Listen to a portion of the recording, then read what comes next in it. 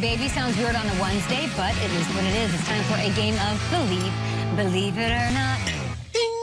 Gotcha. We're going to break those. Those are high commodities around here, buddy. Ben Roethlisberger and the 10-0 Steelers. How about them? Undefeated, hosting the Ravens this afternoon, 3:40 p.m. Eastern kickoff. Big Ben has posted an impressive 24 touchdowns, guys. Just 5 picks. 5 picks all season long.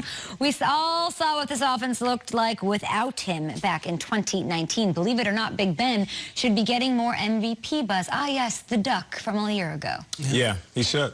He should. We're talking about everybody else, and rightfully so. Pat Mahomes definitely deserves the attention. Russell Wilson, beginning of the year, he's starting to heat back up. Derrick Henry, as I said, should be a front runner as well. But Big Ben had a little bit of a slow start because his numbers weren't jumping off of the board because they have fine balance on both the run game and the pass game. So the biggest reason why we don't pay attention to him is because one game, he'll throw for 4 touchdowns, and it'd be unbelievable. And then the next game, they'll ground and pound with James Conner and company. That's why we're not talking about him enough. But Big Ben and that offense have been playing as consistent as anybody. So imagine what his stats are going to look like a month from now. Not only that, his record as well. Yeah, I don't know if the stats skyrocket. The Heisman Trophy very often goes to the quarterback of the best team in the country, and they hand him the Heisman, and he poses like this, and it's not necessarily the best statistical performance, or it's not necessarily the most important player to his team. The MVP award in recent years has kind of been the same. We gave it to Brady a couple years ago, despite not having outstanding numbers, and Matt Ryan got it because the Falcons were the 1 seed. I just don't know how you can give Ben Roethlisberger the most valuable player in the league award when Aaron Rodgers and Patrick Mahomes and Russell Wilson are walking the earth this season with all the things that they don't have that Ben does. It's nothing against Ben Roethlisberger. He's been great. But those are 4 awesome wide receivers. That's the best defense in football. And Ben might win comeback player of the year because I think it's incredible what he's doing. I don't know if he's the most single valuable player to his team. They went 8-8 last year. They didn't go 2-14 without Ben Roethlisberger. I know Steelers fans are going to rip this show to shreds for not giving Ben. He'll get his buzz. He'll be fine. If they go 16-0, of course he's going to be in the conversation. Aaron Rodgers, what he's doing out in Green Bay, I don't know. It's pretty miraculous considering what he doesn't have that Ben does. See, I think for Steelers fans, MVP is small potatoes. I think it's about Super Bowls. And I also think, Peter, to continue your analogy, you have to have the Heisman moment, too. That's a big thing for guys winning that trophy. And I don't know, Roethlisberger's signature game this year, in which he's like, come on my back, it was against the Cowboys and Garrett Gilbert in a game they almost blew. And I don't fault him because they're such a complete team, he doesn't need to know it. If you want to get into the weeds with it, you know, he's 19th in yards, and he doesn't have those gaudy numbers like Rodgers or like Mahomes. Like, those guys are fantastic. I will say this, though, for Roethlisberger. I don't think this thing is a wrap in any way. This is one of the more wide-open campaigns that I've seen for MVP in years. Normally, at this point, we're calling it, oh, it's Mahomes, or it was whoever it's going to be. It was Adrian Peterson. It's a wrap. Lamar, we knew it. It's open sailing right now. One of these guys could step up and grab it. Like, we're one Mahomes game away in which Edwards-Helaire has 3 touchdowns, and he just has pedestrian stats to him taking a step back. And same thing with Rodgers. So Roethlisberger could win this. If you go on a tear for a month and finish, you finish 15-1, absolutely you could win it. Okay, Not yet, let me ask you this. Not yet. They remain undefeated. Yeah. And Rodgers and Patrick Mahomes plays well. Russell Wilson plays well throughout the rest of the year. Isn't there something to be said about being the leader, being the captain of a ship, of a team? We don't see that often. It's fair. And let's just keep it real. Not in the box score. Yeah, they might have went 8-8 without Big Ben, but that's mainly because they have a tremendous coach in Mike Tomlin, who has never had a losing season. But let's be very clear. If Big Ben isn't on this roster, we're not even talking about the Steelers. We're doing everything we can to avoid talking about the Steelers, who had a carousel quarterbacks, and it was almost a joke at one point because they weren't productive on offense. So I do feel like we just need to be talking about it more, and maybe it is a better question a month from now. And guys, they have a legitimate shot to go undefeated. It's if they do, philosophy, though. I think shut the door on him. If they go undefeated, it's a different deal. But it's also become statistical popcorn, this thing. You got to put up ridiculous numbers, Lamar and Mahomes.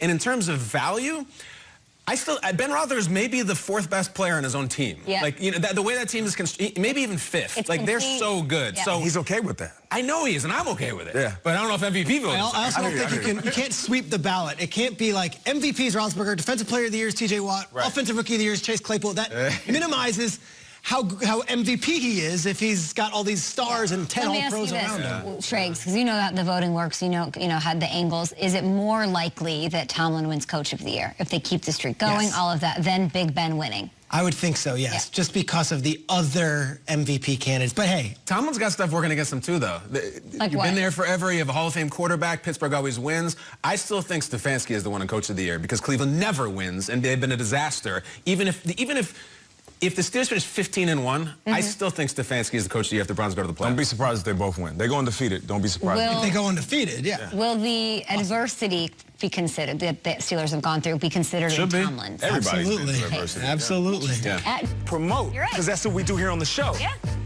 But here's Eli Manning right there. Way to go, G-Man. First place, baby. Heal up quickly, DJ. All right, so say we're looking at the Saints out of the NFC, right? Say we're looking at one of these squads that we have been praising all season long, and they face a team that has nothing to lose, just like the New York Giants that were 9-7 and faced the 15-1 Green Bay Packers. Might be the Packers again this year. I remember, it might be the Packers again, and I remember watching that game, and I thought to myself, there is no way. There is no way in HE double hockey sticks that this Giants team is going to beat these, and they did. So, I'm not saying that's going to happen. All I'm saying is don't write off a team coming out of the NFC East. That applies to all 4 teams or just the Giants right now? I'm showing the Giants love because I just kind of, out of nowhere, I fell in love with them, and I'm going to stick with them. You really did. And You did. And I do believe it's any team, though, because every team has a different type of motivation. And, you know, all of these teams have hype. What kind of hardship? And I know every team has dealt with injuries and COVID. I'm not saying everybody has had an easy ride. But what type of hardship has these teams dealt with? The NFC East, they've dealt with some tough stuff. Dak snapping his ankle in front of the world. You got the Washington football team. Alex Smith almost lost his leg. New coach amidst all this. It's crazy. I just feel like this NFC East, don't write it off quite yet. Until they're booted out of the playoffs, keep cracking those jokes. You might end up being the joke. Well, none of the 3 of you guys mentioned the Eagles, and I'm sure their hardship is that they don't have Miles Sanders as a running back on their team. Oh, yes, they do. They do, and they don't use him. Let's talk about this for a second. It's not as if the run game isn't working. I can't wrap my head around why they aren't using it. Miles Sanders is averaging 5.6 yards per carry. Him having 6 carries the other night is inexcusable. Inexcusable behavior. They have the Packers on the docket this week. If they do not run the ball, I do not know what to tell you. I'm not even the only one who thinks that. Brian Westbrook, friend of the show, Eagles, great running back, also saying, wow, I sure wish we could see more of Miles Sanders offensively. To put it in perspective, guys, the Eagles are 28th in the NFL in rushing attempts, but 13th in yards. It is working when they go to the ground. Maybe without top quality quarterback play, maybe without great defense. I don't know. The Eagles still have a chance in this thing if they use Miles Sanders. Why aren't they? Yes. It's super frustrating. I was going to say, yesterday we came on the show. I wasn't sure if Doug Peterson was going to be the coach by the end of the day. That's how bad that offensive performance was. Miles Sanders had 6 carries for 15 yards. He's one of the best running backs in football. It goes by Booby Miles, and if you want to win, you put Booby in. Put Booby in. Always, as they say, Friday Night Lights. That's all I'm in. They're less than a game away, the Eagles. Find a way, and maybe it's on the ground. Let's bring in Ian Rappaport. Ian, we do have a game this afternoon, 3:40 p.m. Kickoff, Ravens and Steelers. That's Eastern time. What is the league going to be watching for from now until then in this sort of wild 3-time postponement of this epic historical matchup? The most epic game to have yet to be played, and quite a week it has been for both of these teams, but they are not completely out of the woods yet. Both teams are going to have a point of care, a coronavirus test earlier this morning. If those are all clear, those are the rapid tests. If those are all clear, then this game will go on at 3:40. The reason it's 3:40, by the way, is so not to interfere with the NBC affiliates airing of the Rockefeller Center tree lighting, which is obviously very important. Yeah, this whole thing is weird, but a football game is going to be played. As far as the Ravens, as they were taking off yesterday, they learned that 2 people, 1 support staffer and 1 little-used reserve player, had tested positive for COVID-19, but that does not mean that the game is off. This is actually something that the NFL had been monitoring. This player was considered to be a risk, and though he did participate in the socially distanced walkthrough over a couple days, he was not deemed to be at risk with his team.